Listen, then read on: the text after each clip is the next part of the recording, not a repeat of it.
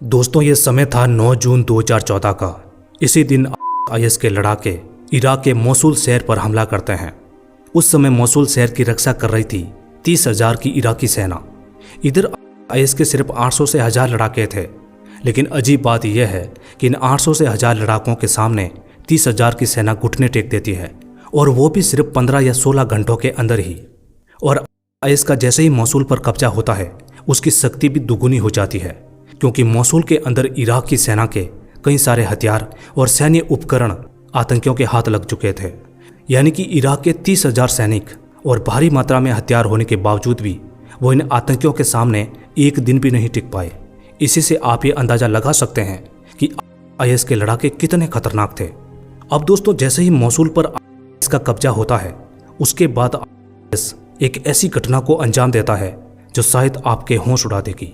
वैसे तो इस आतंकी संगठन ने बहुत सारी घटनाओं को अंजाम दिया है, और इस वीडियो में सभी घटनाओं को हम विस्तार से जानेंगे। हमने पिछले वीडियो में यजीदी नरसंहार के बारे में जाना था। यदि आपने वो वीडियो नहीं देखा है तो इस वीडियो को जरूर देखना। अब दोस्तों, आप में से बहुत सारे लोग ये तो जानते होंगे कि आईएस कैसे बना। ये 2004 का समय था। अबू मुसाब अल जरकावी नाम का एक आतंकी अल-कायदा से अलग अल-कायदा इन इराक नाम का एक संगठन बनाता है। खैर, 2006 में इराक और अमेरिकी सेना ने जरकावी को मार गिराया, और बाद में इस संगठन का नाम पड़ा इस्लामिक स्टेट ऑफ इराक, यानी कि ISI।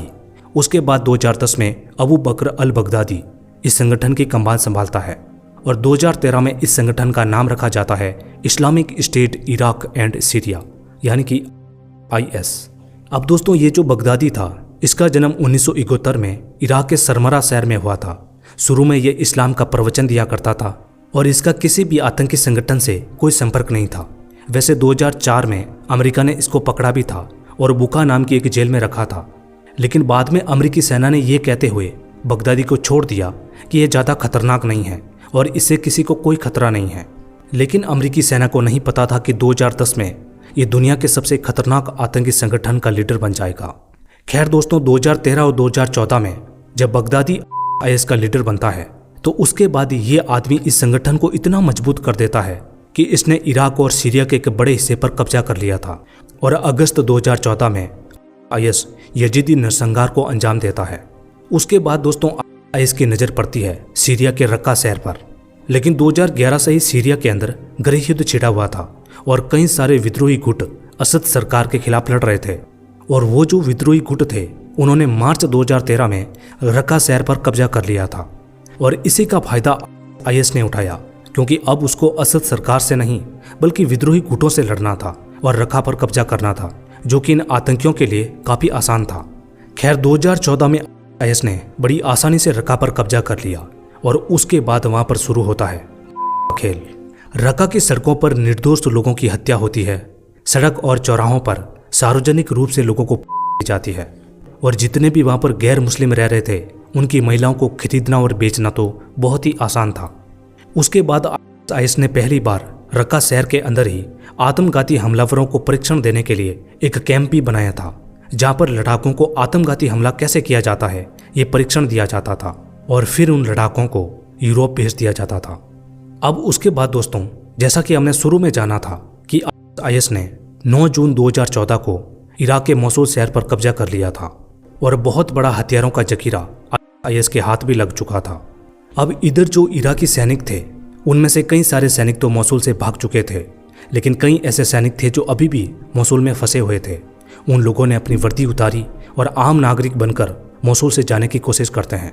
लेकिन जब ये बात आईएस के लड़ाकों को पता चला, तो उन्होंने पूरे शहर के अंदर एक अनाउंसमेंट किया। आतंकियों ने कहा कि जितने भी इराकी सैनिक हैं, वो हमारे सामने आत्मसमर्पण कर ले। यदि वो ऐसा करेंगे तो हम उनकी जान बख्श देंगे। अब दोस्तों, इस घोषणा के बाद कई सारे इराकी सैनिक आईएस के सामने आत्मसमर्पण करते हैं, लेकिन उन लोगों को नहीं पता था कि इन आतंकियों का मकसद कुछ और था। अब दोस्तों, आपको ये जानकर हैरानी होगी, इराक के करीब 1700 से ज़्यादा सैनिक आईएस के सामने आत्मसमर्पण करते हैं, लेकिन उसके बाद उनकी जान बख्शी नहीं जाती, बल्कि सड़क पर खड़ा किया जाता है, और एक एक करके सबको या तो दी जाती है या फिर उनके कर दिए जाते हैं। और आईएस यहाँ भी नहीं रुका, उसने इन सभी हत्याओं का वीडियो बनाया और इंटरनेट पर अपलोड करके अपने संगठन का प्रचार किया। दोस्तों ये एक ऐसी घटना थी जिसने पूरी दुनिया को स्तब्ध कर दिया था। आज तक दुनिया ने वीडियो के सामने ऐसा नज़ारा नहीं देखा था। उसके बाद दोस्तों मोसुल के अंदर आतंकी संगठन अपना कानून लागू करते हैं, बैंकों को लूट दिया जाता है, स्कूलें और अस्पताल बंद कर दिए जाते हैं और जितने भी यजीदी और शिया मुस्लिम रह रहे थे उनकी या तो हत्या कर दी जाती है या फिर उनको मुसलमान बना दिया जाता है और उनकी बहन बेटियों को सड़क और चौराहों पर बेच दिया जाता है। दोस्तों इस संगठन की क्या मानसिकता थी इसका अंदाजा आप एक घटना से लगा सकते हो। दरअसल 2014 में जब मोसुल पर आईएस का कब्जा हुआ था तो बगदादी ने एक मस्जिद के अंदर जिसका नाम था अल नूर मस्जिद, उसके अंदर अपने आप को खलीफा घोषित किया था, यानी कि मोहम्मद का वारिस, और उसके बाद अपनी खिलाफत की घोषणा की। और बगदादी कहता है कि मेरी खिलाफत में सिर्फ सुन्नी मुसलमान रह सकते हैं, जितने भी दूसरी कम्युनिटी है उनकी बहन बेटियों को गुलाम बना दो, उनके बच्चों को सुन्नी मुसलमान बना दो और जो भी इसका विरोध करे उसका या तो या फिर गोली मार दो। अब दोस्तों इस खिलाफत की घोषणा बगदादी ने अल नूर मस्जिद में की थी, लेकिन ये मस्जिद शियाओं की थी, इसलिए 2014 के लास्ट में आईएस इस मस्जिद को उड़ा देता है।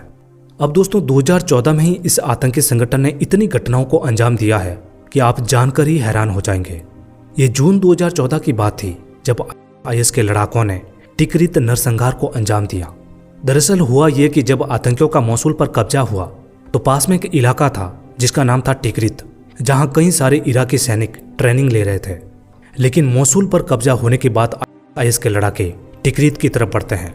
जब कैंप के पास आईएस के लड़ाके पहुंचे तो कैंप के लीडर सैनिकों को भागने का ऑर्डर देते हैं, लेकिन लास्ट में करीब 1500 से ज़्यादा सैनिक आईएस के लड़ाकों के हाथ लग जाते हैं।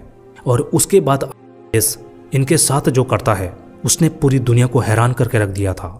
इन आतंकियों ने कुछ ही दिन पहले मोसुल में 1700 से ज़्यादा सैनिकों की हत्या की थी और अब टिकरित के अंदर 1600 सैनिकों की हत्या करके उनका भी वीडियो बनाया गया और पूरी दुनिया में इंटरनेट पर फैला दिया गया। दोस्तों इन सभी घटनाओं ने इराक के लोगों को स्तब्ध करके रख दिया। लोग सोच भी नहीं सकते थे कि 21वीं सदी में भी उनको कुछ ऐसा देखने को मिलेगा। वैसे आईएस की घटनाएं यही नहीं रुकती। रक्का और मोसुल पर कब्जा करने के बाद आईएस की नज़र पड़ी सीरिया के डेर एज-जोर शहर पर। इस शहर के अंदर सीरियाई सैनिक और विद्रोही गुट थे जो आपस में लड़ रहे थे और शहर पर कब्जा करना चाहते थे। लेकिन अब तीसरा आईएस भी आ गया। उसने शहर को चारों तरफ से घेरा। शहर के अंदर जो सामान जाता था उसे पूरी तरह रोक दिया, यानी कि आतंकियों ने शहर की घेराबंदी शुरू कर दी। अब दोस्तों इसका नतीजा ये हुआ कि शहर के अंदर खाने पीने की कमी हो गई। कई सारे सीरियाई सैनिक आईएस के सामने आत्मसमर्पण कर लेते हैं और 2014 के लास्ट तक आईएस का इस शहर पर कब्जा हो जाता है। लेकिन दोस्तों आईएस कोई लोगों का गुट नहीं था, ये तो आतंकी थे। जब इन लोगों ने इस शहर की घेराबंदी की थी तो आसपास के जितने भी गांव थे वहां इन लोगों ने तबाही मचा रखी थी।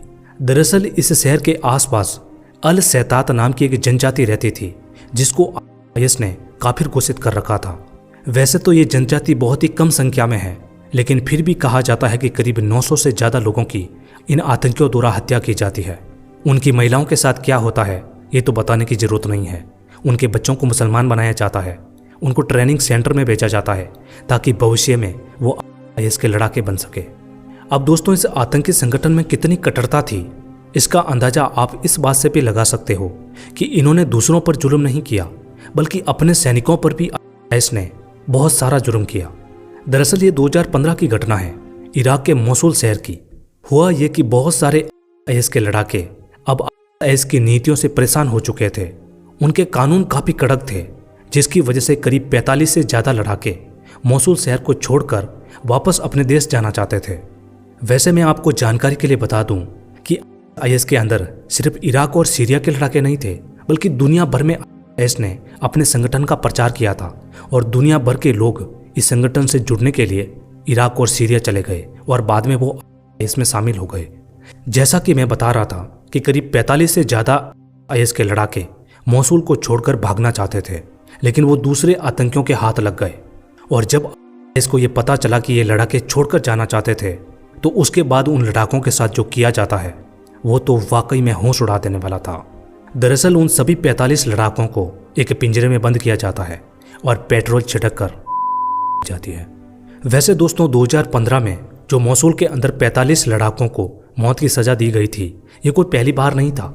2016 में ही 50 से ज़्यादा लड़ाकों को सार्वजनिक रूप पर दी गई थी, वो भी आईएस को छोड़ना चाहते थे।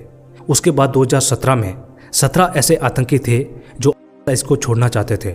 बाद में उन सभी पर डाल दिया गया और उनकी हत्याएं कर दी गई। उसके साथ ही आईएस अपने लोगों पर पूरी तरीके से नज़र रखता था। दरअसल कई सारे ऐसे लड़ाके पकड़े गए थे जिनके ऊपर ये आरोप लगाया गया था कि ये जासूस है, और बाद में उनको मौत की सजा दी गई। दोस्तों, उस समय आईएस जो कुछ भी करता था उनका वीडियो बनाकर अपने सोशल मीडिया हैंडल पर डालता था। दरअसल इस संगठन का ये मानना था कि ऐसे वीडियो देखकर लोग हमारे संगठन से और ज़्यादा जुड़ेंगे और हमारा संगठन और ज़्यादा बड़ा होगा। वैसे इसका कहीं ना कहीं इस संगठन को फ़ायदा भी हो रहा था, लेकिन कहीं ना कहीं नुकसान भी हो रहा था, क्योंकि बहुत सारे लोग आईएस से तंग आ चुके थे। वैसे तो 2014, 15, 16 और 17 इस समय ये आईएस आतंकी पूरी दुनिया के लिए खतरा बने हुए थे। इनका दावा था कि जल्द ही वो पूरी दुनिया पर कब्जा कर लेंगे और पूरी दुनिया को इस्लाम कबूल करवाएंगे। अब दोस्तों, इससे जितने गैर मुस्लिम देश नहीं डरे हुए थे, इतने मुस्लिम देश डरे हुए थे, क्योंकि मुस्लिम देशों को ऐसा लग रहा था कि यदि आईएस की नीतियां हमारे देश में लागू हुई तो हमारा क्या होगा। वैसे तो दोस्तों 2014 से लेकर 2019 तक आईएस ने बहुत सारी घटनाओं को अंजाम दिया। इसके कई सारे वीडियो तो ऐसे थे जो लोग देख भी नहीं पाते थे, जिनमें वो अमेरिका जैसे देशों को धमकी देता था और फिर उनके लोगों की हत्या करता था। अब दोस्तों, इस वीडियो में हमने जाना कि आईएस ने आखिर बड़े शहरों पर कब्जा कैसे किया और कौन सी घटनाओं को अंजाम दिया। अगले वीडियो में जानेंगे कि आईएस कैसे खत्म हुआ, क्यों जो लोग आईएस में शामिल होने गए थे वो वापस आए, किस तरह बगदादी को मारा गया। ये सभी जानकारी हम अगले वीडियो में जानेंगे। यदि आपको ये वीडियो अच्छा लगा हो तो वीडियो को लाइक और चैनल को सब्सक्राइब जरूर कर देना। मिलते हैं अगले वीडियो में।